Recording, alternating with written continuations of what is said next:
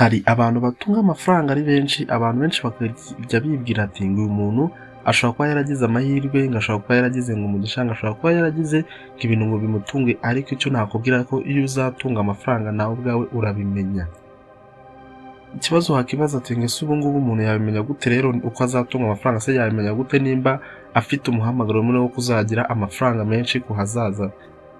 Iki ni ikibazo abantu benshi bibaza, kikaba kibatera kuba bacika intege mu byo bakora, se cyangwa kikaba cyabatera kuba batangumya gupushinga ku kintu bakora cya buri munsi. Ariko aka kanya niyo mpamvu muri iki kiganiro guys tugiye kurebana ni gute ushobora kumenya ko ufite umuhamagaro udasanzwe muri wowe, cyangwa se wowe ufite spirit yo ko naho uzatunga amafaranga. Ushobora kuba utazatunga muri icyo gihe urimo se, cyangwa utazagira amahirwe yo kuyafata ukiri mutoya, ariko nawe uko biri kose nuza gusanga uri muri ibi bintu se, cyangwa nawe ufite ibi bintu, uzabona ufite umuhamagaro w'uko uzatunga amafaranga. Uko byagenda kose utazavamo umwuka, cyangwa se utazarangiza ubuzima bwawe udatunze amafaranga menshi uko bifatika. Ese wowe ibintu tugiye kureba urasanga ubifite, cyangwa se ibi bintu tugiye kureba ubibona ku bandi, cyangwa se ukavuga ngo ibi bintu njyewe ndabifite ariko mba mbona nta hantu bizanyura ngo mbone amafaranga? Kubona amafaranga ntabwo ari ikintu uvuga ngo urabyuka ngo ukize, cyangwa se ngo uvuga ngo ni ibintu ngo ubona ngo kabisa ngo njyewe ntabwo nzagira amafaranga. Ariko buriya hari umuhamagaro nk'uko ushobora kuvuga ngo umuntu afite umuhamagaro w'uko ashobora kuhakorera Imana se, cyangwa uyu muntu afite umuhamagaro w'ikindi kintu runaka, nyine nko kugira impano runaka. Rero hari n'ibindi bintu bikugaragaza ko nawe ufite umuhamagaro uko uzatunga ku mafaranga nawe ukayatunga nk'abandi. Rero ndakwinginze ntugende tutarebanye ibi bintu byose bidasanzwe, kuva ku kintu cya mbere kujya ku cya nyuma. Gutunga amafaranga ni umugisha pe. Gutunga amafaranga biva mu gukora, gusa ari igihe uba uzakora, cyangwa se ari igihe uba wumva ugiye no gucika intege mu gukora. Ariko iyo wamaze kubona ko ufite ibi bintu se, cyangwa usobanukiwe ibi bintu tugiye kurebana aka kanya, nibwo nawe umenya ko uko gukora kwawe bifite icyo bizakugezaho. Ukwiye gupushinga cyangwa ukwiye gukomeza kugira ngo nawe uzagire uko wigezaho, cyangwa se nawe uzabashe gutunga ayo mafaranga. Buriya ikintu cya mbere kizakugaragaza kuri wa muntu nawe ufite umuhamagaro wo kuzatunga ku mafaranga, cyangwa se uri umuntu ufite umuhamagaro wo kuzakabakaba ku mafaranga, buriya niyo uzasanga uri wa muntu guys ukunda kutihanganira ubuzima busanzwe. Ndavuga buno ubuzima busanzwe ufite icyo bita basic needs, cya hahandi uvuga ngo njye mfite ibyo kurya, mfite ibyo kunywa, mfite ibyo kwambara, basic shelters, ikintu cyose ukenera kugira ngo ube mu buzima bwa buri munsi. Iyo uri wa muntu utabasha kubyihanganira, ukumva ko ibyo bintu uri kubamo cyangwa ubwo buzima ubayemo atari wowe ubugenewe. Iyo ubona ubuzima busanzwe nk'uburimo imitego, cyangwa se nk'uburimo amananiza kuri wowe, aho abantu baba babayeho gusa nyine babona ibyo bashaka bya buri munsi, ukabibona nk'aho bitagukwiriye, cyangwa se ukabibona nk'aho ari ikimenyetso cy'uko uri umunyantege nkeya. Buriya ubuzi nawe uzatunga ku mafaranga. Uri abantu benshi batunga amafaranga bahora bari discomfort ku buzima busanzwe, babura biyumvamo ko icyo kintu runaka se ibyo bintu biri kubabaho atari ibintu byo bibakwiriye, atari bya bintu bagenewe, cyangwa se atari ibintu nyine bo bifuza mu buzima bwabo. Buriya nawe niba ujya wiyumva ko ubuzima ubayemo nubwo nta kintu ubuze runaka se, cyangwa nubwo ubayeho wenda ubona ikintu cya buri munsi, urariye ugize ikindi kintu cyose runaka ubona, ariko nyine ubayeho, ariko ukumva ko bitagushimishije, nyine ukumva ko ushaka gupushinga ukagira nyine ikintu uturitse, cyangwa se ikintu penetra runaka, ukaba nawe wagira ikintu ugeraho, menya ko nawe uzaba nyine ushaka kuzatunga ku mafaranga, cyangwa se ufite nawe umuhamagaro wo gutunga amafaranga. Ngo umuhamagaro wo gutunga amafaranga uri kugupushinga kuba nawe wagerageza gukora nubwo ako kanya nta kintu ubuze cye, cyangwa nta kintu uri gushaka mu byo ufite, nyine wumva ubaye muzasa. Tutatinze reka tuye ikindi kintu cya kabiri, cyangwa se ikintu kigaragara nk'umuhamagaro wa kabiri ku muntu uzatunga amafaranga, se ku muntu uzakabaka amafaranga. Iyo uri wa muntu ufite ubushake bwo kwiga ibintu bitamenyerewe, cyangwa se bya bintu abantu badakunze kumenyera. Ntabwo urugero, iyo uri wa muntu uba wumva ngo iki kintu nubwo ndi kukibona gutya, reka nyigerageze gutya, nubwo abantu benshi batabibonamo gutya.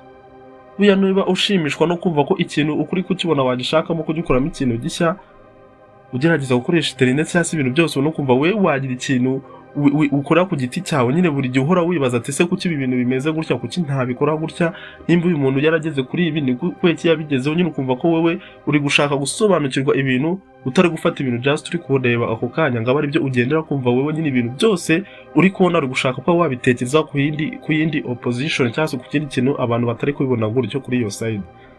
Menya ko niba nawe umeze gutya, cyangwa se uri wa muntu ufite ubushake bwo kumenya ikintu kitamenyese, cyangwa ushaka kumenya ese ikintu kigenda gute, ikintu gikora gute, kigenda gute. Kuko burya amafaranga kugira ngo aboneke, amafaranga yego ni umugisha akenshi na kenshi, rimwe na rimwe, cyangwa se cyane biterwa nyine n'ukuntu umuntu yavutse, cyangwa se n'igeno rye.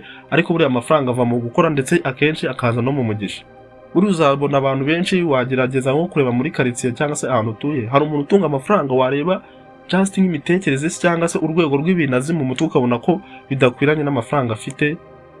ndetse hari n'undi muntu utunga amafaranga ukabona ko nyine kuba yaratunze amafaranga ni umuntu wize usobanutse, ni umuntu wabivunikiye, ni umuntu ndetse uteye ukuntu runaka nyine ubona ko afite sosi yuko abona amafaranga.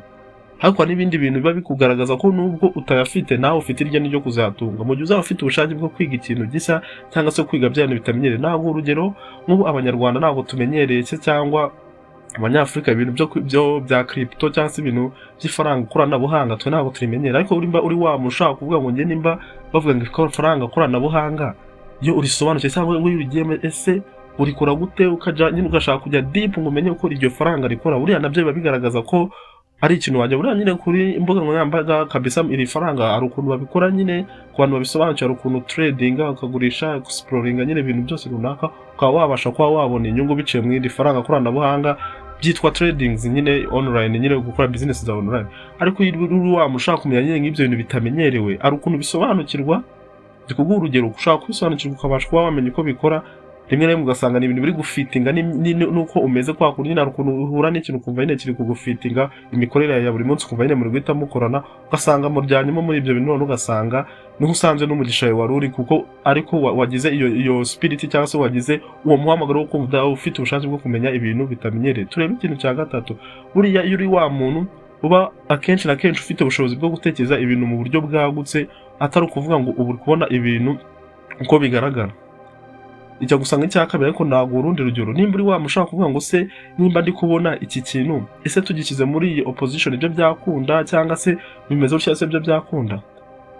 Ubu nawe buri wa muntu ushaka kuba ufite umuhamagaro wo kuzatunga amafaranga, kuko buriya umuntu utekereza ibintu mu buryo bwagutse akenshi na kenshi abantu entrepreneur se cyangwa abashoramari nabo iyi niyo tekinike akenshi na kenshi baba bakoresha. Buriya umu entrepreneur cyangwa umuntu ukoresha amafaranga cyangwa se umunya businessman akenshi na kenshi kugira ngo abe overhead y'abandi bantu bakorana, kuko ibintu byose aba ari competition, kugira ngo abe overhead no kuri social media aba bantu ubona barabaye successful bose nuko baba barasobanukiye se ni gute natekereza ibindi bintu, kuko nyine usanga ibintu byinshi biri kuba cyangwa se ibintu muri gucamo abantu benshi babizi babisobanukiye. None we iyo ushatse kumenya ibintu mu buryo bwagutse nibwo none uza kumenya.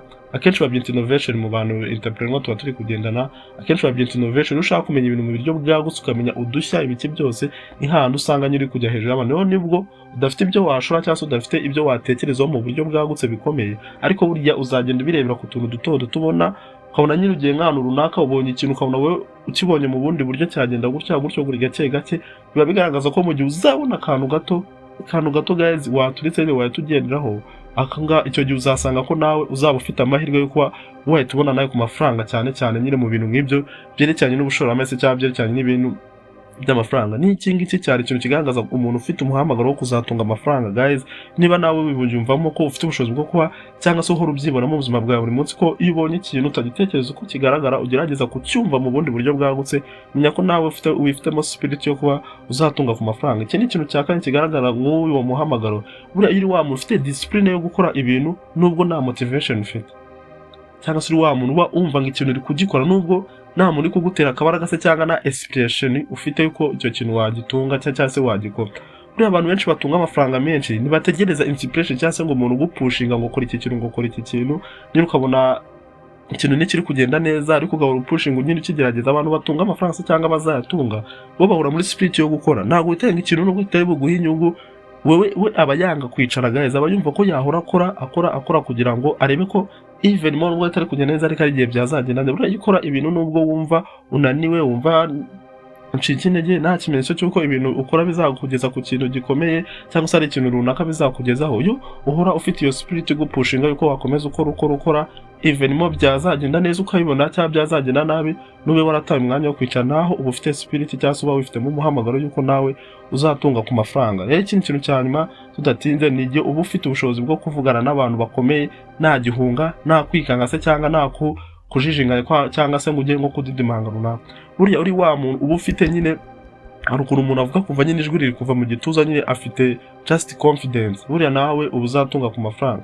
Umuntu uzatunga ku mafaranga harangwa na confidence, nawe uzayatunga ameze nk'aho agutunze, ahubwo uzayatunga nyine ujye ugera no mu bantu uhagarare uyavuge. Buriya abantu benshi cyane cyane abakire bakunda umuntu ukunda kuvugana confidence cyangwa umuntu uvuga nubwo waba uvuga amafuta ariko uyahagazeho ku buryo wabasha gukomveka cyangwa kumvisha umuntu ibyo bintu nubwo bitari ku murongo ariko ugasanga nyine uri kubivuga neza. muri ibyo bintu ushobora kugutambutsa nubwo wenda utazi ibyo ari byo cyangwa se wumva ko wifitemo uwo muhamagaro cyangwa se iyo spirit yo kuvuga gutya ariko ukaba udatekereza icyo byakumarira. Muri ibyo bintu nabyo ni iby'agaciro, biba bigaragaza ko igihe runaka nyine ari igihe nawe uzatunga ku mafaranga. Niyo yari spirit se cyangwa umuhamagaro ugaragaza ko nawe uri mu bantu bashaka kuzatunga ku mafaranga. Ikindi kintu cya nyuma tudatinze ni igihe uba ufite vision cyangwa se ufite icyerekezo kirimo amafaranga gusa cyangwa se icyerekezo kirimo iterambere gusa iterambere tagamije gutunga amafaranga menshi, usanga iterambere rigamije impinduka. Buriya umuntu uzatunga amafaranga we adiringa n'impinduka, nyine we aba focusing ese n'iki nakora bikagenda gutya gusa bifasha abantu. Buriya abantu nyine basobanukiwe ibintu bya business, umuntu uzaba overhead cyangwa se umuntu uzaba urenze ku kintu kiri hejuru ni wa muntu uzakora ibintu biri guperforminga neza muri society. Kandi kugira ngo ukore ikintu giperforminga muri society uzasanga ibintu byose runaka abashoramari abandi bantu nyine muri futanye competition baragerageje kubikora cyangwa se barabigezeho, ahubwo wowe impinduka zawe ku buryo ibyo bintu bizafacilitatinga kuba byakurura abantu kandi bikabagirira akamaro mu buryo buri kuborohera, icyo kizatuma nawe ushaka kuba overhead y'abo bantu muri guhangana. Buriya umuntu uzatunga amafaranga cyangwa se umuntu uzatunga ku biceri aba afite vision itarimo amafaranga gusa, ahubwo yiganjemo n'impinduka no gushaka amafaranga byose, ariko hatarimo ngo nakora iki ngo mbone amafaranga, ahubwo nakora iki ngo mpindure ibi bintu gusa akamaro nyine biragirira abandeba cyangwa se abantu turi kumwe muri rusange, kabi kiyongera se cyangwa kabi kaba akamaro kurusha ako babonaga, cyangwa se ikintu cyose wadiringa kikaba cyakemura ibibazo by'abaturage. Buriya uzaharanire kuba wumva ko ufite vision yo kuba wagaragaza impinduka muri society yose runaka uzaba urimo, kuko abantu bakeneye impinduka, ntabwo abantu bakeneye ibyagezweho. Nimba ari umwenda zana style nshyashya, nimba ari business yageze ugaragaza udushya, nyine impinduka nizo ziperforminga nyine kuri competition. Twari kumwe nyine banyita Mr. KDR, nizeye ko kuri no channel dora tugendana umunsi ku wundi, menya ko wakoze subscribe. Ciao ciao.